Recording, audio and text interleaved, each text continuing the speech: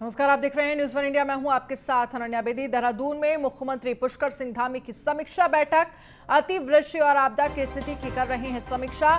सचिवालय में वरिष्ठ अधिकारियों के साथ समीक्षा बैठक की है। बैठक में कुछ अफसर वीडियो कॉन्फ्रेंसिंग से भी जुड़े हैं। स्वास्थ्य, ऊर्जा और सिंचाई के अधिकारी भी बैठक में मौजूद बताए जा रहे हैं। तो सचिवालय में वरिष्ठ अधिकारियों के साथ बैठक। सीएम की पुष्कर सिंह धामी की बैठक में कुछ अफसर वीडियो कॉन्फ्रेंसिंग के जरिए भी जुड़े।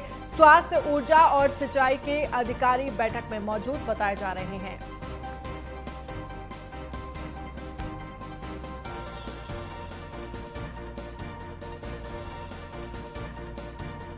तो सचिवालय में वरिष्ठ अधिकारियों के साथ बैठक, कुछ अफसर वीडियो कॉन्फ्रेंसिंग से भी जुड़े हैं।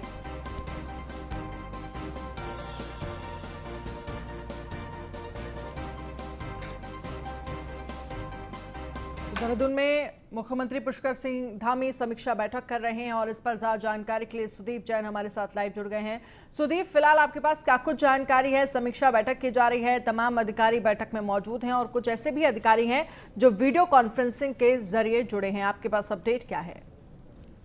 देखिए, मुख्यमंत्री का आज से 2 दिवसीय पहाड़ दौरा था, लेकिन मौसम खराब होने के कारण वो इस दौरे में, जो आज से उनका 2 दिन का दौरा था, उसको कंप्लीट नहीं कर पाए, शुरू नहीं कर पाए। तो आज 12 बजे से उनकी बैठक प्रस्तावित थी, वो बैठक शुरू हो चुकी है। इसमें राज्य के सभी जिलों में बारिश से हुए नुकसान की समीक्षा कर रहे हैं। डीएम देहरादून और जो सीनियर अफसर हैं वो सचिवालय में उनके साथ हैं, और जो दूसरे जनपदों के अफसर हैं वो वीसी के साथ जुड़े हैं। मुख्यमंत्री की जो बैठक शुरू हुई है, इसमें प्रथम चरण में हुए नुकसान का और लोगों को दी गई राहत मदद की पहले चरण में चर्चा हो रही है। इसके बाद जो लॉन्ग टर्म के, यानी जो बड़े प्रोजेक्टों को नुकसान हुआ है, जिसमें सड़क, पुल या ऐसे बड़े निर्माण हैं जो पूर्व में बनकर तैयार थे और खराब हो गए या टूट गए, उसके बाद उस पर चर्चा होगी। सरकार ये चाहती है कि हर व्यक्ति तक मदद पहुंच जाए। अगर कहीं किसी को कोई परेशानी है राशन की, आर्थिक मदद की, क्योंकि इसमें फौरी आर्थिक मदद भी मिलती है। आपदा एक्ट में 3,000 रुपए, किसी को 7,000 रुपए, किसी को 10,000 रुपए, तो वो भी मिल जाए। तो फिलहाल ये बैठक जारी है मुख्यमंत्री की, और करीब अभी 1 घंटा इस बैठक को और चलने की उम्मीद है। सुदीप, जिस तरह से देखा जाए, क्योंकि हमने देखा बारिश में किस तरह की स्थितियां देखने को मिली। अब मूसलाधार बारिश की वजह से तमाम सड़कें टूट गईं, जिनका शहरों से संपर्क टूट गया। इसके साथ ही कई जगह बादल फटने की खबरें आई, 3 लोगों की मौत भी हो गई। लेकिन इन सब के बीच देखना यह होगा कि आगे के लिए, क्योंकि मानसून की अभी शुरुआत हुई है, आगे के लिए टीमें कितनी तैयार हैं, ये जानना बहुत जरूरी है। देखिए, राज्य में इस वक्त करीब 100 सड़कें बंद हैं। आज जब मुख्यमंत्री को जाना था रुद्रप्रयाग, तो उससे पहले कल अफसर रवाना हुए थे, जिसमें कमिश्नर और डीआईजी भी रवाना हुए थे। ये बाई रोड रवाना हुए थे कल 3 बजे। तो इन्हीं अफसरों को बहुत परेशानी आई। ब्यासी में, टिहरी में, पौड़ी में जो रास्ते में टिले पड़े, कई रास्ते बंद थे। खैर, ये अफसर किसी तरह पहुंच गए, और अब वो अफसर वेट कर रहे हैं पहाड़ों में कि शायद मौसम क्लियरेंस का इंडिकेशन हो तो मुख्यमंत्री दोबारा रवाना हो। जहां तक व्यवस्थाओं की बात है, तो एसडीआरएफ की 27 टीमें अलग से लगाई गई हैं, अलग बिंदुओं पर जहां खतरा अधिक है। इसके अलावा तहसील प्रशासन और रेवेन्यू और संबंधित नगर पालिका, नगर निगम की टीमें भी ऐसे स्थानों पर लगाई गई हैं। 24/7 स्टैंड बाई रखी गई है कि यदि कहीं जलभराव होता है तो उसको तत्काल खोला जाए, कहीं मलबा आया तो उसे हटाया जाए। चलिए सुदीप, आप हमारे साथ बने रहिए, आगे भी खबरों पर हम आपसे अपडेट लेंगे। और बड़ी खबर हम आपको दिखा रहे हैं, जहां पर मूसलाधार बारिश ने बढ़ाई सरकार की मुसीबत। लैंडस्लाइड के बाद राज्य में 250 सड़कें बंद हो गई हैं। बारिश से कार्यदायी संस्थाओं की मुश्किलें बढ़ती हुई नजर आ रही हैं। एक सड़क खोल रहे, दूसरी बंद हो रही है, इस तरह की स्थितियां हैं। टनकपुर पूर्णागिरी मार्ग तीसरे दिन भी बंद रहा। पिथौरागढ़, चंपावत, नैनीताल में कई रोड बंद हो गए हैं। सड़कों को खोलने के काम में लगी 374 जेसीबी, निर्माणाधीन 80 पुलों का काम रोका गया है। तो बड़ी खबर, लैंडस्लाइड के बाद राज्य में 250 सड़कें बंद हो गई हैं। बारिश से कार्यदायी संस्थाओं की मुश्किलें बढ़ती हुई नजर आ रही हैं। एक सड़क खोल रही है तो दूसरी बंद हो रही है। टनकपुर पूर्णागिरी मार्ग तीसरे दिन भी बंद रहा। तो बारिश ने बढ़ाई सरकार की मुसीबत। सुदीप हमारे साथ ज्यादा जानकारी के लिए बने हुए हैं। सुदीप, बारिश की वजह से जो तमाम संस्थाएं काम कर रही हैं उनकी मुसीबत बढ़ गई है, और जो एक बड़ी चुनौती सामने आ रही है, एक सड़क खोली जा रही है प्रयास करके तो दूसरी सड़क बंद हो रही है। 250 सड़कें बंद हैं। आपके पास क्या अपडेट है?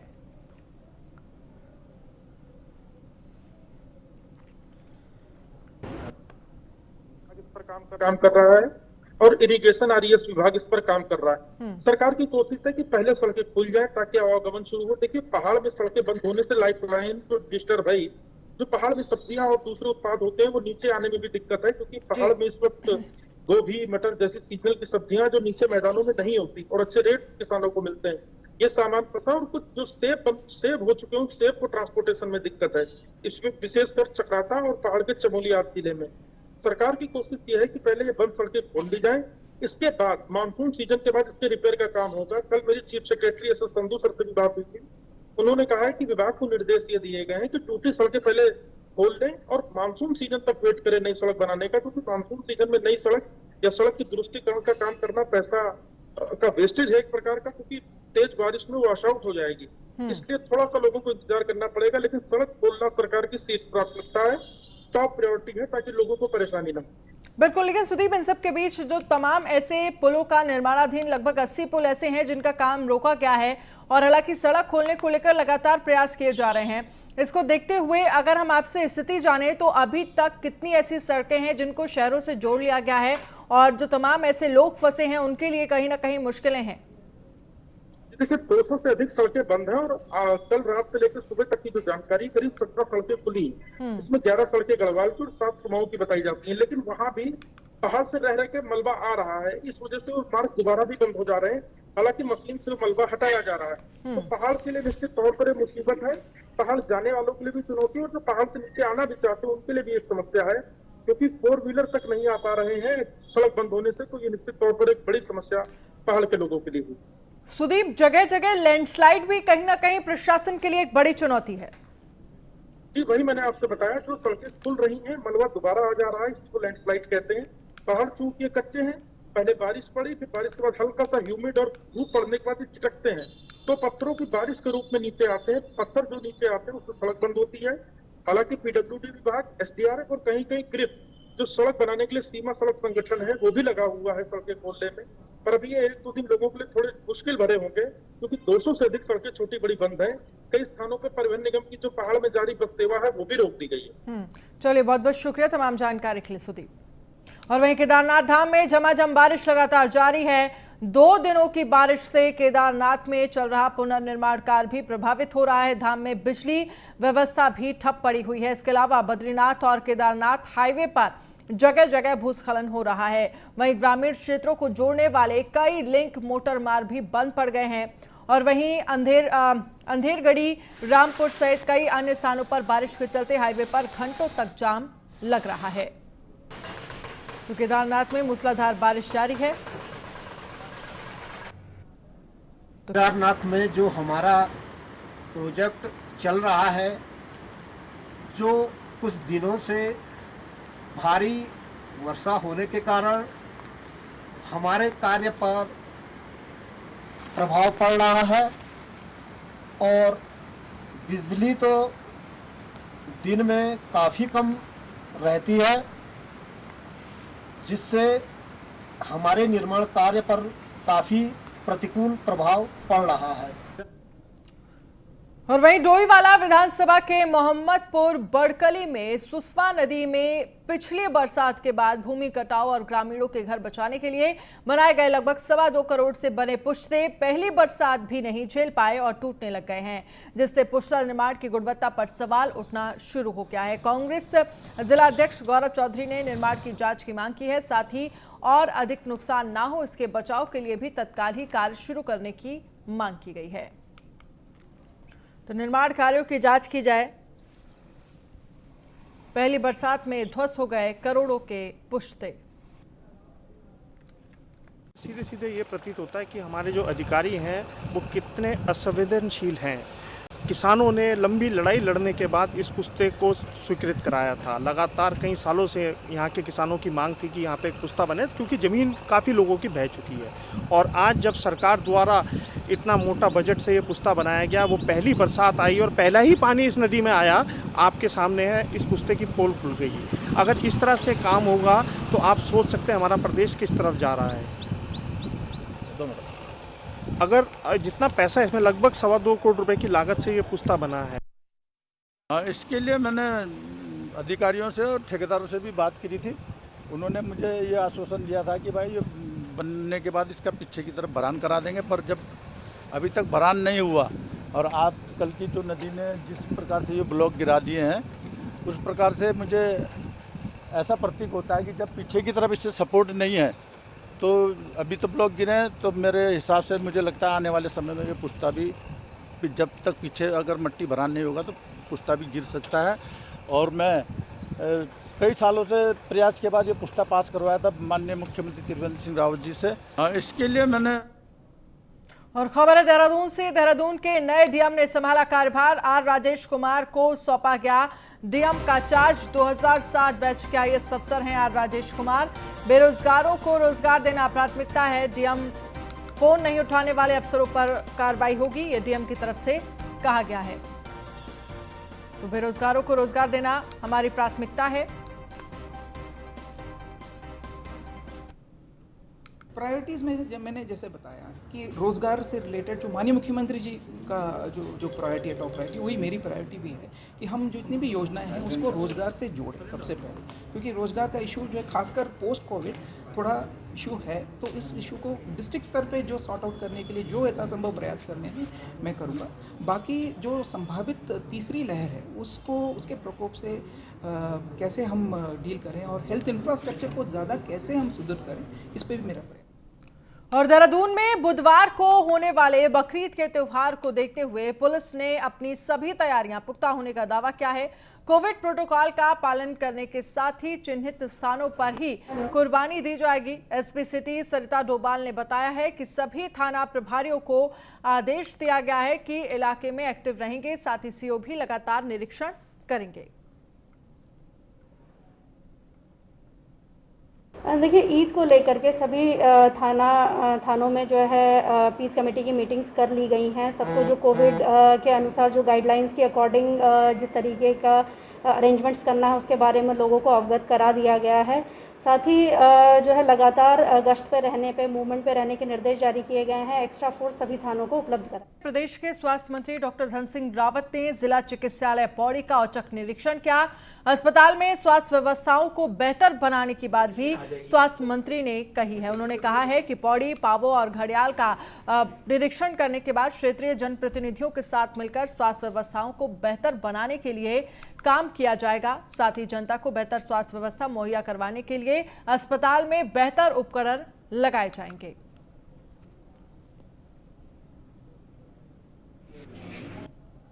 हमने पौड़ी जिला हॉस्पिटल को एक क्लस्टर के रूप में पीपी मोड पे दिया है, जिसमें कि घंडियाल भी और पावो भी है। और अभी यहाँ पे जो तीनों क्लस्टर है हमारे, उन तीनों को मैं देखने जा रहा हूँ और एक हफ्ते बाद मैं इसकी मीटिंग कर रहा हूँ। कोई भी दिक्कत अगर जनता को होगी, मरीजों को होगी, तो उसको समाधान करना हमारा सरकार का काम है। यहाँ पे 15 दिन में नई सिटी स्कैन मशीन लाने का भी मैंने आज बात कर दी डॉक्टर साहब से, और जल्दी इस हॉस्पिटल में और क्या क्या सुविधाएं दी जा सकती है हम पूरी करेंगे। हमने और वहीं मशहूर शायर मुनव्वर राणा के विवादित बयान पर अखिल भारतीय अखाड़ा परिषद के अध्यक्ष महंत नरेंद्र गिरी ने उन्हें नसीहत दी है। उन्होंने कहा है कि ऐसा लग रहा है कि मुनव्वर राणा कट्टरपंथियों के हाथों में खेल रहे हैं। सूबे में योगी आदित्यनाथ के नेतृत्व में बीजेपी की सरकार है और बीजेपी की सरकार में पिछले 4.5 सालों में कोई दंगा भी नहीं हुआ है। उन्होंने कहा है कि यूपी में जब जब दूसरी सरकारें रही हैं तब तब दंगा हुआ है और मुसलमान भी असुरक्षित रहा है। अध्यक्ष ने आगे कहा कि मुनव्वर राणा के बयान से ऐसा लगता है कि उनकी मानसिक स्थिति भी ठीक नहीं है। साथ ही कोई भी व्यक्ति कहीं भी जाने के लिए पूरी तरह से स्वतंत्र है और अगर अब भी मुनव्वर राणा अपने विवादित बयानों को छोड़कर राष्ट्रवाद की मुख्यधारा में लौट आते हैं तो निश्चित तौर पर फिर से उनको लोगों से वही सम्मान मिलेगा। मुनव्वर राणा जी शायर हैं और मशहूर शायर हैं। उनका सभी लोग सम्मान करते थे पहले, चाहे वह हिंदू हो, चाहे वह मुसलमान हो, किसी पंथ का हो, किसी संप्रदाय का हो, सब उनका सम्मान करते थे। लेकिन मुझे लगता है कि वो कट्टरवादियों के चक्कर में आ गए, जितने कट्टरवादी मुसलमानों के बहकावे में आ गए वो, और उनके बयान से मुझे ये भी लगता है कि उनकी मनःस्थिति ठीक नहीं है।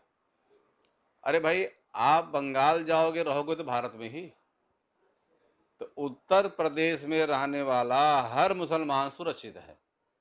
आप देखिए, जब से योगी सरकार आई है तब से कोई दंगा नहीं हुआ है। भाजपा सरकार आई, कोई दंगा नहीं हुआ।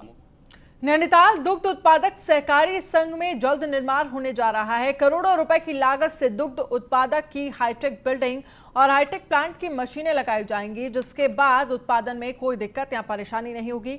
आपको बता दें कि दुग्ध संघ की बिल्डिंग कई साल पुरानी और जर्जर अवस्था में है। वहीं चेयरमैन मुकेश बोरा ने बताया कि जल्द ही केंद्र और राज्य सरकार से पैसे का आवंटन हो जाएगा, जिसके बाद संघ का निर्माण कार्य शुरू होगा।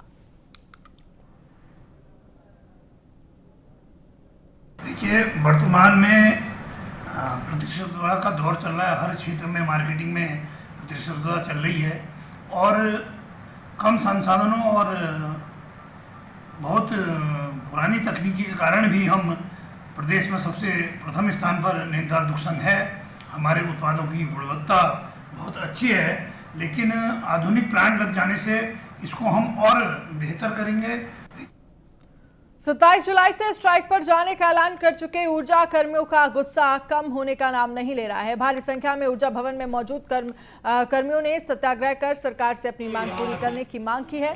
कर्मचारियों का आरोप है कि पिछले 4 साल से प्रबंधन और शासन उनकी मांगों पर केवल टाल मटोल वाला रवैया अपनाए हुए है। कर्मचारी नेता दीपक बेनीवाल का कहना है कि ऊर्जा मुख्यालय में सत्याग्रह आंदोलन के बाद UGVNL में कार्यक्रम होगा। इसके बाद भी सरकार नहीं जागी तो फिर 26 जुलाई रात से प्रदेश भर में स्ट्राइक कर दी जाएगी।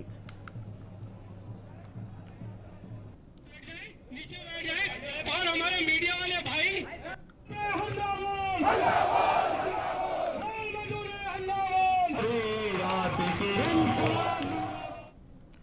देहरादून में पुलिस ने लूट की घटना को अंजाम देने से पहले ही 2 बदमाशों को एक पिस्टल, एक तमंचा और कारतूस के साथ धर दबोचा और 2 आरोपी अभी भी फरार हैं, जिनकी तलाश जारी है। इस गैंग ने देहरादून में 6 घरों की रेकी कर रखी थी।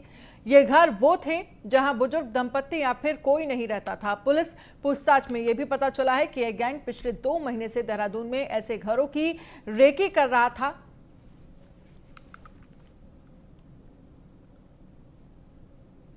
देखिए, कल नेहरू कॉलोनी थाने में एक महिला आई थी, जिनके द्वारा शिकायत दी गई थी कि उनकी 12 वर्षीय पुत्री के साथ एक जो संस्था है जहां पर उसकी बच्ची रहती थी, उसके संचालक द्वारा जो है बलात्कार किया गया है।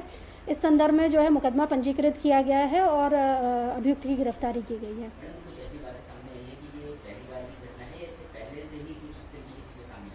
देखिए, जो बाकी लोग वहाँ, बाकी बच्चे वहाँ रह रहे थे, उनसे भी जो है उनसे पूछताछ की गई, जांच की गई, तो अभी विवेचना चल रही है और जो आगे तथ्य आएंगे उसके आधार पर कार्रवाई की। देखिए, कल नेहरू लालकुआ के एक होटल में महिला का शव मिलने के मामले में पुलिस ने खुलासा कर दिया है। पुलिस का कहना है कि मृतका हेमा देवी और पान सिंह अधिकारी पति पत्नी के रूप में 16 जुलाई को रात से होटल में रुके हुए थे, जहां हेमा देवी और पान सिंह दोनों ने जमकर शराब पी। किसी बात को लेकर दोनों में झगड़ा हुआ, जिसके बाद पान सिंह ने हेमा की गला दबाकर हत्या कर दी। पान सिंह दौराहाट के असल गोली गांव का रहने वाला है और रुद्रपुर में अपनी बेटी के घर पर आया हुआ था, जहां से उसने अपनी प्रेमिका हेमा देवी से संपर्क कर उसे लाल कुआं के निजी होटल में बुलाया था। जुलाई की सुबह लालकुआं कोतवाली को सूचना मिली कि होटल नरूला में एक महिला की इसका शव मिला है। इस सूचना पुलिस मौके पे गई, शव को कब्जे में लिया गया और जो अग्रिम विधिक कार्रवाइयाँ थी, पंचायतनामा भरा गया, पोस्टमार्टम के लिए भेजा गया। मृतका के जो पति को सूचना दी गई, उनकी सूचना के आधार पर कोतवाली लालकुआं में अभियोग पंजीकृत किया गया। इसमें होटल में जो उनके साथ रह रहे थे पान सिंह अधिकारी, उनको हिरासत में लिया गया। पूछताछ के बाद और पुलिस की तमाम तफ्तीश के बाद ये पता चला कि 16 तारीख की रात को हरेले के दिन ये महिला अपने घर से निकली थी मायके जाने को कह के, और पान सिंह अधिकारी के साथ इस होटल में आकर रुक गई। 2 दिन वो लोग वहाँ पे रुके रहे। उनके द्वारा अत्यधिक शराब का सेवन किया गया और किसी कारणवश आपस में दोनों की मारपीट हुई है। उसी लड़ाई झगड़े के दौरान उसके रुड़की के मंगलौर में ठसका गांव में सैनी समाज के लोगों ने भाजपा के प्रदेश अध्यक्ष मदन कौशिक का पुतला दहन किया और मदन कौशिक के खिलाफ जमकर नारेबाजी भी की। दरअसल मामला रुड़की की सिविल लाइन कोतवाली क्षेत्र का है, जहां साल 2017 में डबल मर्डर हुआ था। वर्तमान में भाजपा प्रदेश अध्यक्ष और तत्कालीन कैबिनेट मंत्री मदन कौशिक ने मृतकों के परिवार वालों को 2.5 लाख रुपए का मुआवजा देने की बात कही थी, जो मृतकों के परिवार वालों को अभी तक नहीं मिला है, जिससे नाराज सैनी समाज ने मदन कौशिक का पुतला फूका है। समाज के कुछ लोगों का, जो कि कुछ दिन पहले 2-3 साल पूर्व एक हत्याकांड हुआ था, इसमें अल्लू मजरा हत्याकांड, उसके बाद एक शेरपुर में हुआ, उसमें कैबिनेट में बैठे मदन कौशिक जी ने घोषणा की थी, जिसमें उन्होंने उनके मृतक परिजनों को 2.5 लाख रुपए का मुआवजा देने की घोषणा की थी, जो आज तक ना तो उनका कोई मुआवजा मिल पाया, ना ही वो दोबारा वहाँ पर मंत्री साहब गए। आज हमारे गांव टचका में मदन कौशिक पूर्व मंत्री रहे कैबिनेट में, उनका पुतला दहन किया गया। मेन मुद्दा ये था हमारे समाज, सैनी समाज के अल्लू मजरा गांव में और शेरपुर गांव में हत्याएं हुई, उन्हें मुआवजा देने की घोषणा की थी मदन कौशिक ने, उन्हें कोई मुआवजा अब तक नहीं मिला है। और बुलेटिन में फिलहाल इतना ही, आप बने रहिए न्यूज़ 1 इंडिया के साथ। नमस्कार।